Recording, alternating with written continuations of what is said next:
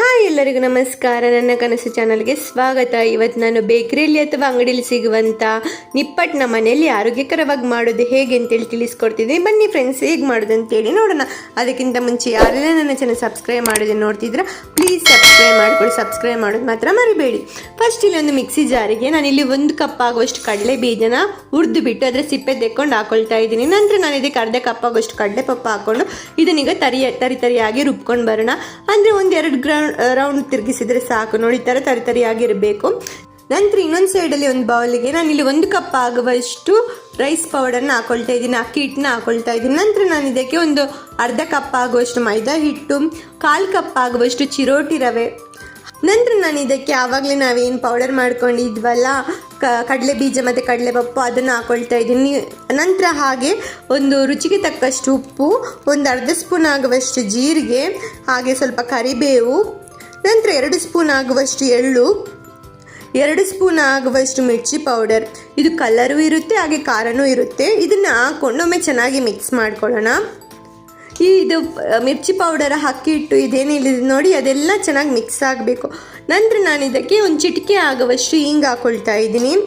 ಈಗ ಹಿಂಗು ಹಾಕೊಂಡೊಮ್ಮೆ ಮಿಕ್ಸ್ ಮಾಡ್ಕೊಳ್ಬೇಕು. ಹಾಗೆ ಇದಕ್ಕೆ 2 ಸ್ಪೂನ್ ಆಗುವಷ್ಟು ಬಿಸಿ ಎಣ್ಣೆನ ಹಾಕ್ಕೊಳ್ತಾ ಇದ್ದೀನಿ. ನಾವು ಅಡುಗೆಗೆ ಮಾಮೂಲಿ ಯಾವ ಎಣ್ಣೆ ಹಾಕ್ಕೊಳ್ತಾ ಇದ್ದೀವಿ ನೋಡಿ, ಅದೇ ಎಣ್ಣೆನ ಬಿಸಿ ಮಾಡ್ಕೊಂಡು ಹಾಕ್ಕೊಳ್ತಾ ಇದ್ದೀನಿ. ಈಗ ಇದನ್ನು ಹಾಕ್ಕೊಂಡು ಸ್ವಲ್ಪ ನೀರು ಹಾಕ್ಕೊಂಡು ನಾವು ಚಪಾತಿ ಹಿಟ್ಟು ಎಷ್ಟು ಅದಕ್ಕೆ ನಾದ್ಕೊಳ್ತೀವಿ ನೋಡಿ, ಅಷ್ಟು ಅದಕ್ಕೆ ಇದನ್ನು ನಾದ್ಕೊಳ್ಬೇಕು. ಎಷ್ಟು ಸಾಫ್ಟಾಗಿ ಬರುತ್ತೆ ನೋಡಿ, ಅಷ್ಟು ಚೆನ್ನಾಗಿ ನಿಪ್ಪಟ್ಟು ಬರುತ್ತೆ. ಈ ಥರ ನೋಡಿ ಸ್ವಲ್ಪ ನೀರು ಹಾಕ್ಕೊಂಡು ನಾನು ಇದನ್ನು ಚೆನ್ನಾಗಿ ನಾದ್ಕೊಳ್ತಾ ಇದ್ದೀನಿ. ನೋಡ್ತಿರ್ಬೋದು ಇಲ್ಲಿ ನಾವು ಯಾವ ಥರ ನಾದ್ಕೊಳ್ತಿದ್ದೀವಿ ಅಂದ್ಬಿಟ್ಟು. ಈಗ ನೋಡಿ ನಾದ್ಕೊಂಡಾಗಿದೆ. ಇಲ್ಲಿ ನೋಡ್ಬೋದು ಎಷ್ಟು ಸಾಫ್ಟಾಗಿ ಬಂದಿದೆ ಅಂದ್ಬಿಟ್ಟು ನೀವು ನೋಡ್ತಿರ್ಬೋದು. ಈ ಥರ ಮಾಡಿದ್ರಿಂದ ನಮ್ಮ ನಿಪ್ಪಟ್ಟು ಚೆನ್ನಾಗಿ ಬರುತ್ತೆ, ಹಾಗೆ ಕ್ರಿಸ್ಪಿಯಾಗಿ ಬರುತ್ತೆ. ಈಗ ಇದನ್ನು ಈ ಥರ ಮಾಡಿಕೊಂಡು ನಂತರ ನಾನು ಸಣ್ಣದಾಗಿ ಉಂಡೆ ಮಾಡ್ಕೊಂಡು ಇಟ್ಕೊಳ್ತಿದ್ದೀನಿ. ನೋಡ್ತಿರ್ಬೋದು ಯಾವ ಥರ ಉಂಡೆ ಮಾಡ್ಕೊಂಡಿದ್ದೀನಿ ಅಂದ್ಬಿಟ್ಟು. ಹಾಗೆ ಒಂದು ಪ್ಲಾಸ್ಟಿಕ್ ಪೇಪರ್ ಮೇಲೆ ಈ ಥರ ಉಂಡೆ ಹಾಕ್ಬಿಟ್ಟು ಚಪಾತಿ ಲಟ್ಟಿಸ್ತೀವಿ ನೋಡಿ, ಆ ಲಟ್ಟಣಿಗೆಲ್ಲಿ ಈ ಥರ ಲಟ್ಟಿಸ್ಕೊಳ್ಬೇಕು. ಈ ಥರ ಲಟ್ಟಿಸ್ಕೊಂಡ ನಂತರ ಸ್ವಲ್ಪ ಕೈಯಲ್ಲಿ ಬೇಕಾದರೂ ಪ್ರೆಸ್ ಮಾಡ್ಕೊಳ್ಬೋದು ನೀವು. ಹಾಗೆ ಇದಕ್ಕೆ ಒಂದು ಶೇಪಿಗೋಸ್ಕರ ನಾನಿಲ್ಲಿ ಈ ಥರ ನೋಡಿ, ಈ ರೌಂಡ್ ಮುಚ್ಚಳ ಇದೆಲ್ಲ ಇದನ್ನು ಈ ಥರ ಪ್ರೆಸ್ ಮಾಡಿಕೊಂಡು ನಂತರ ಸೈಡಲ್ಲಿರುವ ಏನು ಎಕ್ಸ್ಟ್ರಾ ಪೀಸ್ಗಳಿರುತ್ತೆ ನೋಡಿ, ಅದನ್ನೆಲ್ಲ ತೆಗೆದ್ರೆ ಪರ್ಫೆಕ್ಟ್ ಆಗಿರುವ ನಿಪ್ಪಟ್ಟು ಶೇಪಿಗೆ ನಿಪ್ಪಟ್ಟು ಬರುತ್ತೆ. ನೋಡ್ತಿರ್ಬೋದು ಯಾವ ಥರ ಬಂದಿದೆ ಅಥವಾ ಎಷ್ಟು ದಪ್ಪ ಬಂದಿದೆ ಅಂದ್ಬಿಟ್ಟು. ತುಂಬಾ ಚೆನ್ನಾಗಿರುತ್ತೆ ಈ ಥರ ಮಾಡಿದರೆ. ನೋಡ್ತಿರ್ಬೋದು ಇಲ್ಲಿ ಯಾವ ಥರ ಶೇಪು ಯಾವ ಥರ ಮಾಡಿದ್ದೀನಿ ಅಂದ್ಬಿಟ್ಟು.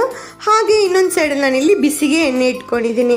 ಈ ಎಣ್ಣೆ ಬಿಸಿಯಾದ ನಂತರ ಈ ನಿಪ್ಪಟ್ಟು ಏನು ಮಾಡ್ಕೊಂಡಿದ್ದೀನಿ ನೋಡಿ, ಅದನ್ನು ಒಂದೊಂದಾಗಿ ಬಿಡಬೇಕು ಎಣ್ಣೆಯಲ್ಲಿ.